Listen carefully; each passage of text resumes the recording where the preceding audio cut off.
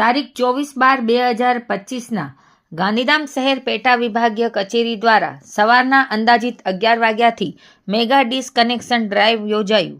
વીજ લેણાની રિકવરી માટે કંપનીના નિયમ અનુસાર પીજીવીસીએલ દ્વારા વીજ કનેક્શન કાપવા માટેની ઝુંબેશ તારીખ 24/12/2025ના રોજ ગાંધીધામ શહેર પેટા વિભાગીય કચેરી દ્વારા યોજાઈ હતી.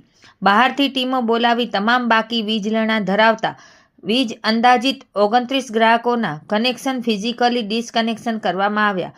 પીજીવીસીએલ દ્વારા જણાવવામાં આવ્યું છે કે એક વખત કનેક્શન કપાઈ ગયા પછી પુનઃજોડાણ કરાવવા માટે ગ્રાહકે પેટા વિભાગીય કચેરીએ જઈને રીકનેક્શન ચાર્જ ભરતી વખતે ઈ-કેવાયસી ફરજિયાત કરાવવાનું રહેશે. આધાર કાર્ડ તેમજ પ્રોપર્ટીને લગતા પુરાવા આપી ઈ-કેવાયસી કરાવવાનું હોય. સમયસર વીજ બિલ ઓનલાઈન કે ઓફિસે ભરપાઈ કરીને અવિરત વીજ પુરવઠો મળે તે સુનિશ્ચિત કરવા સૌને આગ્રહભરી નમ્ર વિનંતી કરવામાં આવી છે.